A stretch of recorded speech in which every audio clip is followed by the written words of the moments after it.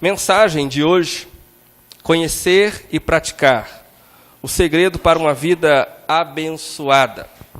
O texto de Tiago, capítulo 1, versículo 22, diz: sejam praticantes da palavra e não apenas ouvintes, enganando-se a si mesmo. Eu tenho falado sobre a importância de se relacionar com Deus pessoalmente, intimamente, já há um bom tempo. Obrigado.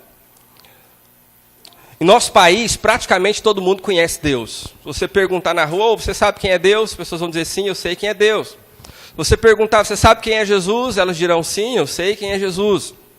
Nós aprendemos desde pequenos sobre a fé, sobre a religiosidade. Conhecemos as histórias principais de Jesus, as histórias principais da Bíblia. A verdade é que isso tem mudado. Nós já encontramos hoje crianças na faixa dos 10, 12 anos que não sabem nada sobre Deus, nada sobre Bíblia. Mas nós vivemos num país que se intitula cristão. Um país cristão onde as pessoas dizem conhecer a Deus, mas na verdade a maioria delas vivem distantes de Deus. A maioria vive se lembrando do Senhor nos momentos de dificuldade. Nos momentos de problema, Deus se torna o recurso, a solução, o alvo a ser alcançado. E se lembram do Senhor também nas datas festivas. Na Páscoa, no Natal, em algumas épocas do ano, o Senhor é lembrado. Mas a verdade é que durante os dias, Deus é esquecido, Deus é colocado de lado. Embora a maioria dos brasileiros conheçam um pouco sobre Deus, hoje nós vamos aprender que esse pouco sobre Deus, não sendo praticado, não resolve nada.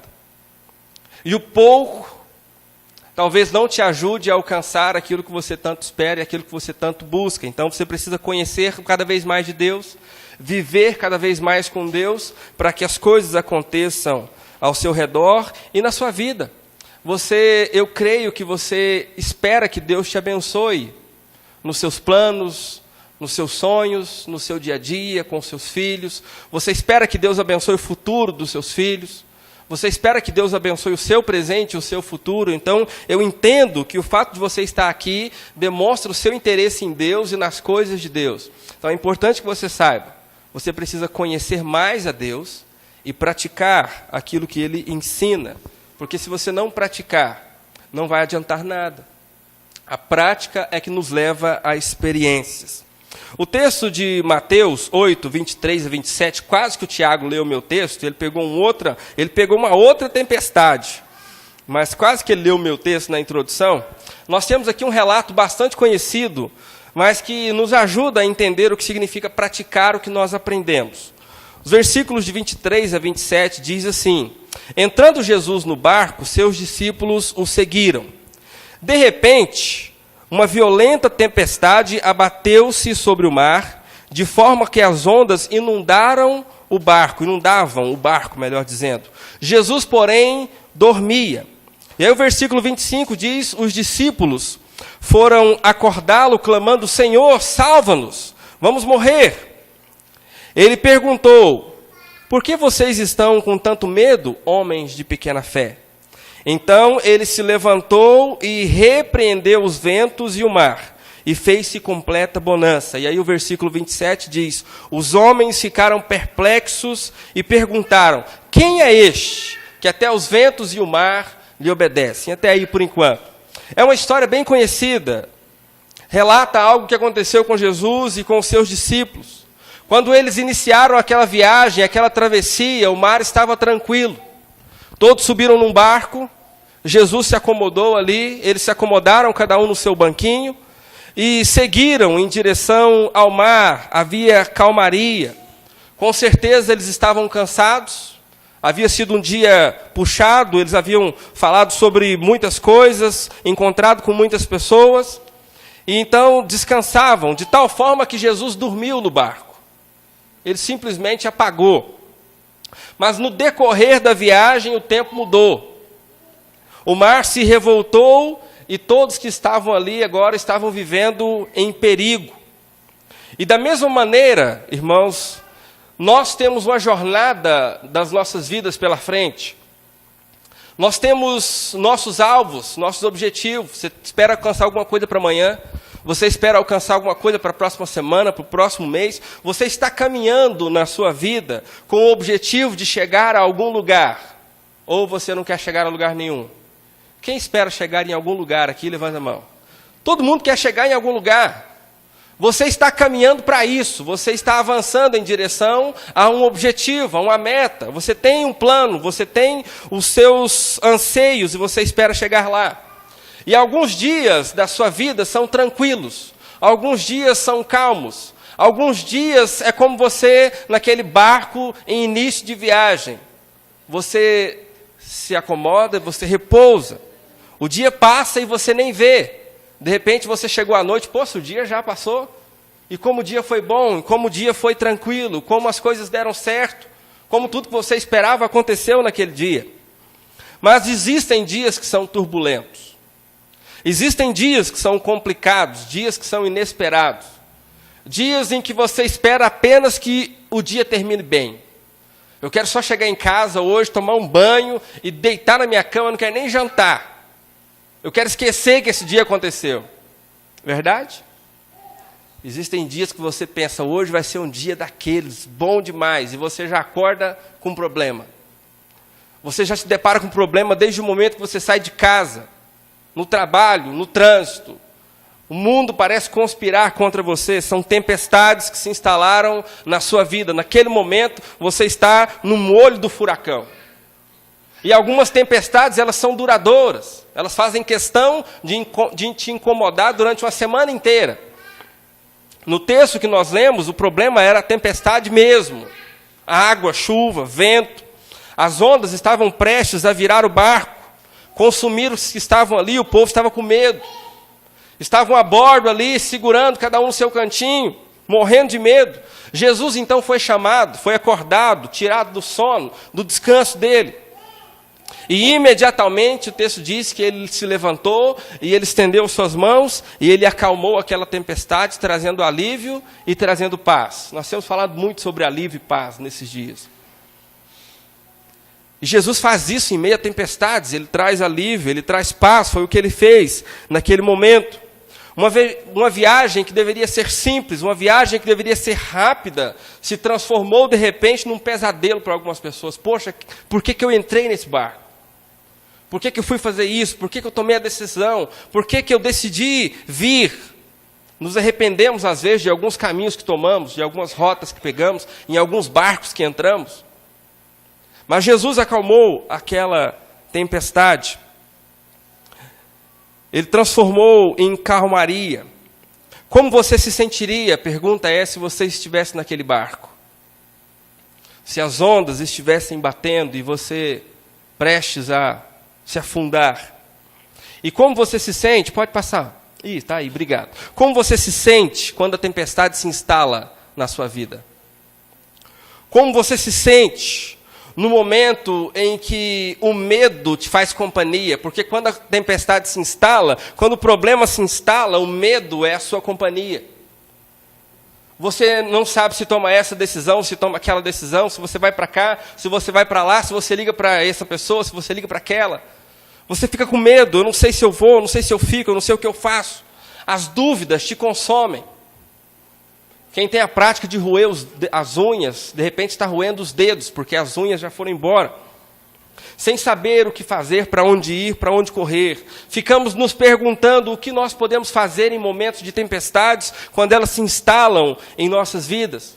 Para sair dessa situação e voltar aos tempos de tranquilidade, aos tempos de paz. Como foi bom aquele dia de ontem. Como teria sido melhor se o dia de hoje fosse igual ao de ontem. Se essa semana fosse igual à da semana passada. Nos lembramos rapidamente dos tempos de paz. Porque nós não gostamos de tempestades. Ninguém gosta de tempestades. Ninguém gosta de problemas. Ninguém gosta de situações difíceis. Mas percebam o que Jesus disse após acalmar aquela tempestade. Ele disse o seguinte: por que vocês estão com tanto medo, homens de pequena fé? O que os discípulos estavam sentindo naquele momento? Medo. Havia medo no coração daqueles homens, no pensamento daqueles homens, nas palavras daqueles homens. Havia medo, Senhor, nós vamos morrer. Agora, o que havia no coração de Jesus e no olhar de Jesus naquele momento? Frustração. Jesus ficou frustrado, porque ele não esperava que as coisas chegassem àquele ponto. Por que Jesus questionou a coragem e a fé daqueles homens? Porque os discípulos sabiam o que fazer e não fizeram. Os discípulos sabiam resolver o problema e não resolveram. Se nós observarmos alguns detalhes, nós entenderemos os motivos pelos quais Jesus ficou frustrado e irritado naquele momento. Entre os que estavam no barco, pode passar, entre os que estavam no barco, haviam alguns com conhecimento de navegação.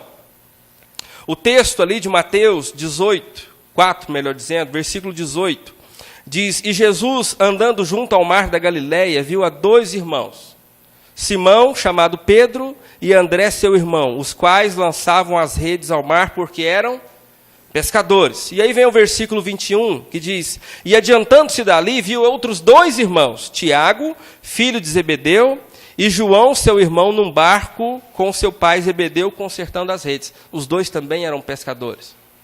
Eles conheciam sobre barcos, sabiam sobre navegação, sabiam sobre pescaria, com certeza passaram por outras tempestades, por outras experiências. Eles foram os primeiros discípulos que Jesus escolheu. Jesus passou, viu aqueles caras pescando e disse: olha, venham comigo, eu vou fazer de vocês pescadores de homem. Ele convida pessoas que conheciam o dia a dia do mar, a rotina do barco, homens que sabiam navegar, conduzir uma embarcação, fugir de situações difíceis e até, em alguns casos, prever uma tempestade. O bom pescador, aquele que pesca no mar, ele sabe dizer para você se vai ter tempestade naquele dia ou não. Ele diz: olha, hoje não é bom para pescar, porque hoje vai ter vento forte, hoje vai ter tempestade, então eles nem saem. Raramente você vê um pescador perdido no mar porque ele se envolveu numa tempestade. Então eles tinham conhecimento, eles tinham a prática da navegação. E eu acredito até que eles tentaram resolver o problema da maneira deles.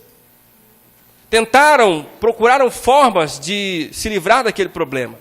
Mas dentro do barco também, dentre as pessoas que estavam no barco, todos tinham o conhecimento da fé. Todos tinham o conhecimento dos ensinamentos de Jesus. Eles eram todos declarados servos de Deus, conhecedores das suas promessas, eram todos amigos de Jesus, conhecedores dos seus ensinamentos, e eles eram testemunhas vivas dos milagres que Jesus já tinha realizado anteriormente. Esses homens, antes daquele momento no barco, eles já tinham ouvido todo o Sermão do Monte, todos os ensinamentos de Jesus. Jesus já havia ensinado muitas coisas, já havia curado doentes, já havia curado enfermos. E Jesus já tinha ensinado para eles o que está em Mateus 7, versículos 7 e 8, que diz assim: peçam e lhes será dado, busquem e encontrarão, batam e a porta lhes será aberta. E aí o versículo 8 diz: todo o que pede, recebe, o que busca, encontra, e aquele que bate, a porta será aberta. Então havia conhecimento da fé. Jesus havia ensinado, aqueles homens conheciam o suficiente para experimentar o sobrenatural de Deus. Eles tinham conhecimento suficiente, eles viram coisas que ninguém mais viu. Eles ouviram coisas que muitas pessoas não ouviram. Eles estavam pessoalmente com Jesus aprendendo o que nós devemos fazer em momentos de dificuldades. Busquem, procurem, orem, clamem. E quando todos estavam no barco, Jesus sabia que eles tinham conhecimento de navegação, sabia que eles tinham conhecimento da fé, e Jesus simplesmente dormiu, porque ele estava tranquilo. Ele disse: eu ensinei esses caras. Eles sabem navegar. E eles sabem orar. Então eu vou dormir. Eu vou descansar. E Jesus descansou. Estava tranquilo. E simplesmente dormiu. Confiou ele estava certo de que havia cumprido a sua parte, ensinando aqueles discípulos o que eles deveriam fazer. Foi por isso que ele ficou frustrado naquele momento, e ele disse: por que vocês estão com tanto medo, homens de pequena fé? Vocês já sabem o que vocês precisam fazer. Vocês já têm conhecimento. Vocês conhecem o mar. Vocês sabem conduzir uma embarcação.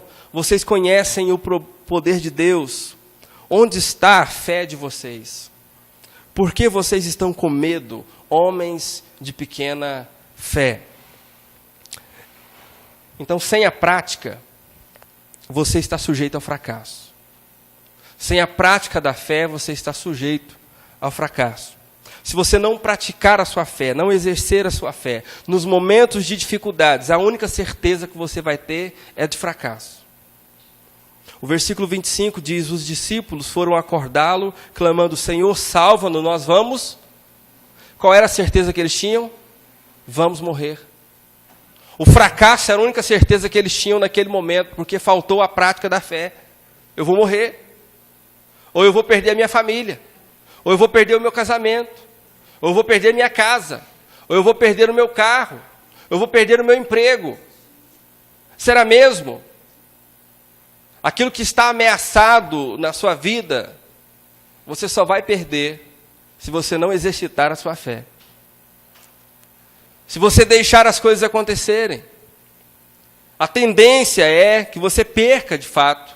Porque a Bíblia diz que o inimigo é o nosso inimigo. Ele quer destruir tudo, tomar tudo, consumir tudo que nós temos. Então eu preciso entender que existe uma força negativa tentando me puxar para baixo, enquanto existe uma positiva tentando me levantar.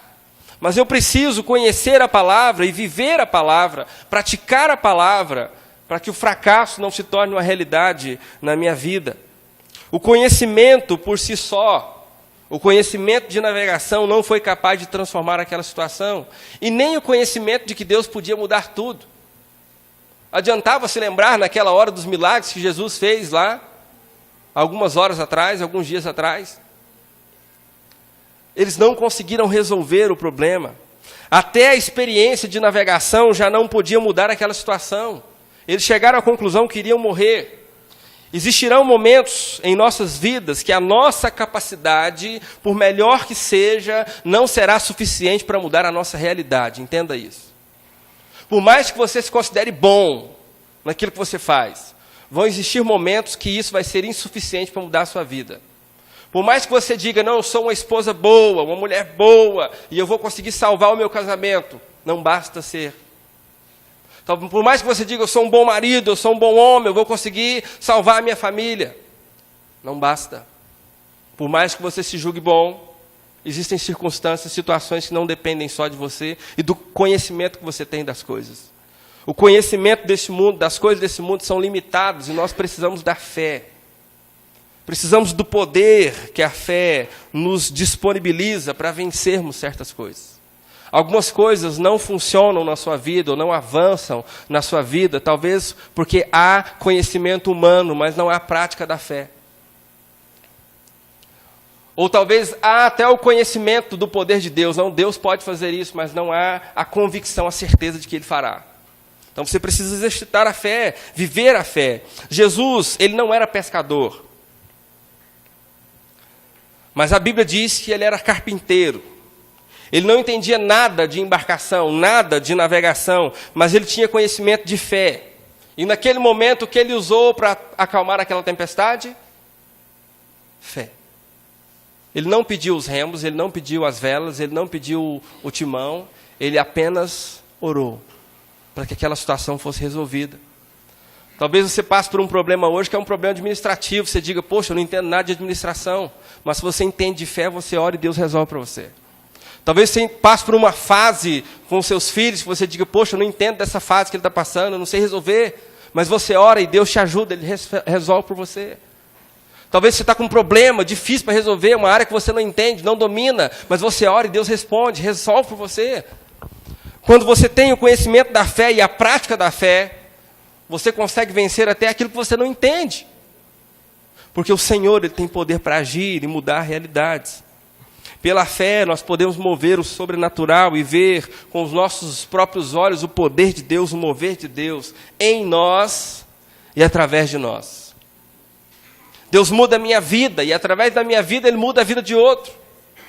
Quantas coisas nós aprendemos com outras pessoas, na convivência, na comunhão. É por isso que é importante esse momento de comunhão na igreja. Estarmos juntos em igreja, fazer parte de uma igreja, porque às vezes você aprende com a vida do outro. Nós aprendemos, somos edificados, somos transformados pelo poder de Deus, e esse poder muda a nossa vida, e através da nossa vida muda a vida do outro também. Então Jesus diz no versículo 27, o texto diz, melhor dizendo, né? Os homens ficaram perplexos e perguntaram, quem é este que até os ventos e o mar lhe obedecem? A prática nos leva à superação. O exercício da fé nos leva à vitória, nos leva à conquista, nos leva a novas experiências com Deus. Não devemos apenas observar os outros também, mas eu preciso experimentar o que Deus tem para a minha vida. Poxa, se Deus mudou a vida do irmão que está do meu lado, por que Ele não muda a minha? Ele muda. Se Deus mudou a realidade daquela pessoa, por que Ele não muda a minha? Ele muda. Talvez porque aquele outro tem se esforçado para viver a vontade de Deus e você talvez não. A prática nos leva a experiências novas. Você tem realmente praticado o que você tem aprendido na presença de Deus?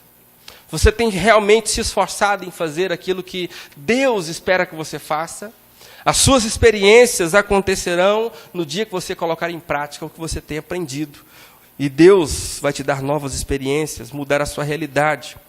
E antes que alguém diga, mas Jesus tinha poder, mais poder do que as pessoas que estavam ali, mais poder do que os discípulos que estavam ali. Vejam o que diz João 14, versículos de 12 e 13. Na verdade, vos digo que aquele que crê em mim, Jesus está falando, aquele que crê em mim também fará as obras que eu faço, e as fará maiores do que esta, porque eu vou para o Pai. E o versículo 13 diz, e tudo quanto pedirdes em meu nome eu os farei, para que o Pai seja glorificado no Filho. O que Jesus está dizendo é que o poder que Ele usou para acalmar aquela tempestade, você também tem. E que da mesma maneira que Ele acalmou aquela tempestade, você pode acalmar e fazer coisas maiores ainda. Mas nós duvidamos disso. Nós duvidamos. Nós passamos a duvidar do poder da oração. Em alguns momentos a gente passa a acreditar que a oração do outro tem mais poder do que a nossa. Algumas pessoas, elas não oram, mas elas dizem, pastor, ore por mim. É claro que o pastor vai orar por você. Mas se você não acreditar e não orar, nada vai acontecer.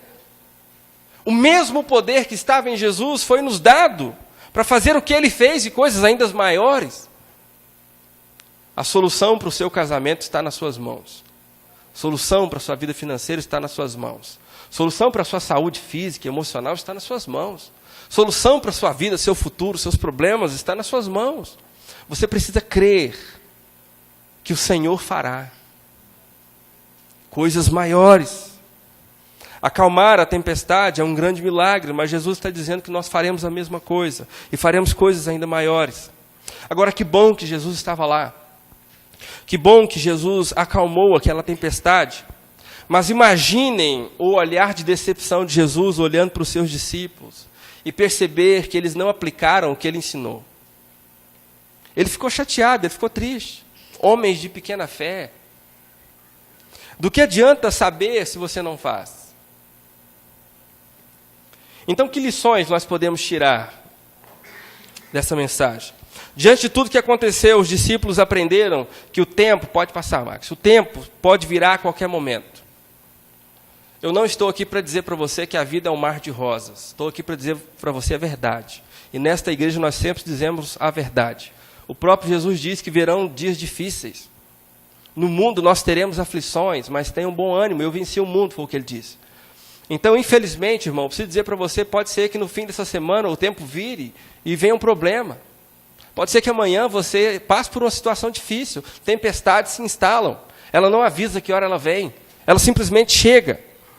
Então, o tempo pode virar a qualquer momento. Você precisa estar pronto, preparado. Segundo, que o conhecimento humano nem sempre é suficiente. Não basta conhecer a administração, saber de coisas. Você precisa entender que a fé é importante. Terceiro, que é preciso exercitar a fé, colocar ela em prática. Poxa, eu vou fazer isso, eu aprendi isso ontem, eu vou fazer isso, eu vou ver o que acontece. E outro ponto é que nós podemos confiar em Jesus. Então aprenda essas lições para você. O tempo vira, o conhecimento nosso é falho, é pouco. Nós precisamos colocar a fé em prática e podemos confiar em Jesus. Ele diz que está conosco o tempo todo. Eis que eu estou convosco todos os dias até a consumação dos séculos. E por que o que nós aprendemos é relevante e é atual para hoje? Porque nós conduzimos as nossas vidas da maneira que nós temos a sensação de estarmos no controle delas. Nós achamos que estamos conduzindo as nossas vidas, quando na verdade o mundo tem influenciado e nós temos feito, na verdade, aquilo que o mundo espera que façamos. E nós temos a sensação de que somos super-homens, ou super-mulheres, Que os problemas não nos atingirão, que as dificuldades não virão, que não passaremos por situações difíceis. Nós confiamos no nosso conhecimento. Poxa, eu sou estudado, sou uma pessoa formada, sou uma pessoa gabaritada, eu tenho qualificação. Nós confiamos na nossa saúde. Não, estou bem, estou firme, estou forte. Eu consigo, eu dou conta. Nós confiamos no nosso dinheiro. Não, tem dinheiro no banco. Está guardado lá, se vier um problema, tem dinheiro. Tem solução, ganho bem, tem um bom trabalho. Nós confiamos nessas coisas. Nós acreditamos que as tempestades não chegarão nas nossas vidas. E o texto nos mostra que o conhecimento humano não é suficiente. E que o tempo pode virar a qualquer momento, então eu preciso estar pronto. Eu não posso depositar a minha confiança nessas coisas que são temporárias, que são passageiras, que são perecíveis. Dinheiro você pode perder da noite para o dia. Basta uma queda nas bolsas lá, ou basta um presidente maluco vir pegar sua poupança e falar, agora é nosso. Ou você pode falir, você pode fazer um investimento e aquele investimento não dá certo, dinheiro você pode perder. O Eike Batista não era o cara mais rico há poucos dias atrás, e agora está falido? É claro que ele ainda tem muito dinheiro, mas não confie em dinheiro. Muitas pessoas que estavam saudáveis ontem receberam um diagnóstico ruim e estão doentes hoje. Muitas pessoas estão depositando confiança no lugar errado. E onde eu posso aplicar o que eu tenho aprendido hoje, em todas as áreas da sua vida? Tempestade não escolhe lugar. Tempestade não escolhe lugar para acontecer, nem hora para acontecer. Isso pode acontecer em qualquer área da sua vida. Não estou dizendo que... Eu não estou querendo dar uma visão pessimista para você da vida, mas realista. Elas podem acontecer. Ore para que não aconteça. Se prepare para quando ela chegar, mas o fato é que ninguém pode dizer para você que não acontecerá. E ela simplesmente chega. Pode ser no seu casamento, na sua saúde, na sua família, no seu trabalho, nos seus relacionamentos. Então você precisa entender que o mais importante é colocar em prática o que Jesus nos ensina. Se eu fizer o que Jesus me ensina, eu vou experimentar coisas novas. Eu vou experimentar transformação na minha vida, na minha vida pessoal, no meu casamento, nos meus negócios, em tudo.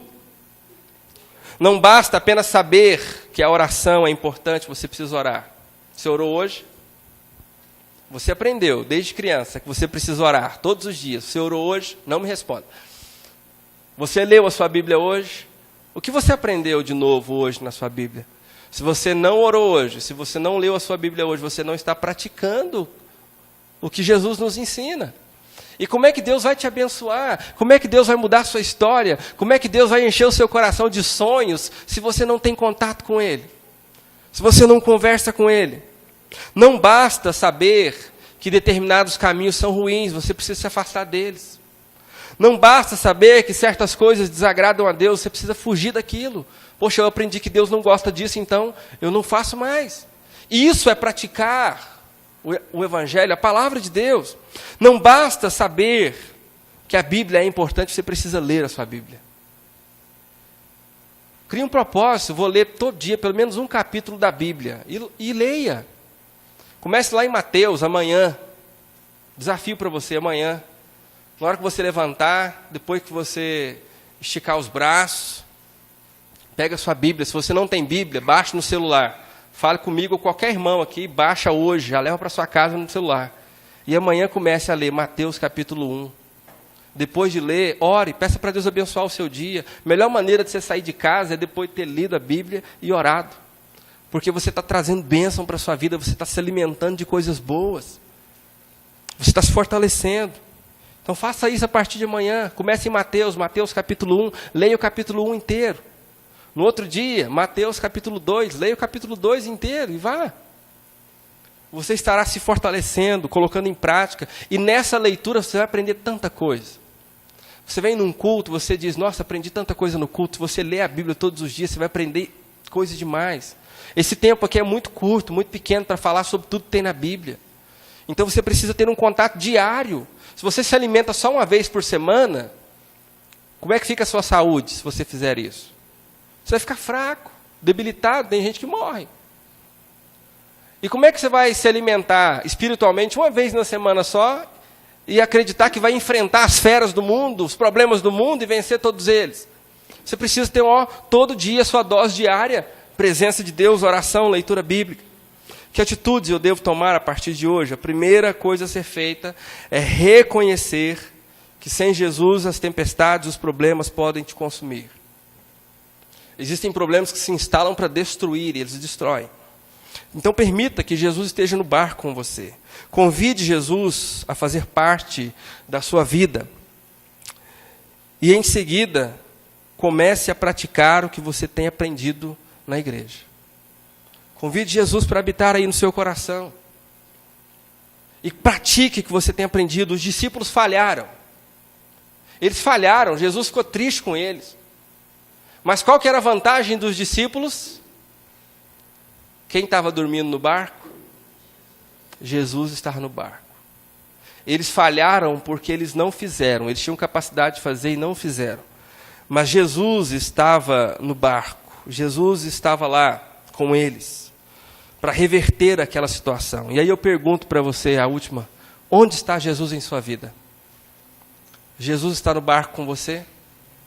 Aqueles homens erraram, mas tinha Jesus lá. Você tem Jesus? Se você falhar, quem é que vai resolver o problema para você? Quem é que vai estender a mão e dizer para aquela tempestade se acalmar? Se você não convidou Jesus ainda a fazer parte da sua vida, a estar no seu barco, você precisa fazer isso hoje. Como é que você vai passar por tanto problema, por tanta tempestade, por tanta dificuldade sem Jesus na sua vida? Sem Jesus no seu coração? E eu falei isso na semana passada. Jesus, ele não invade a sua vida. Ele não é mal educado.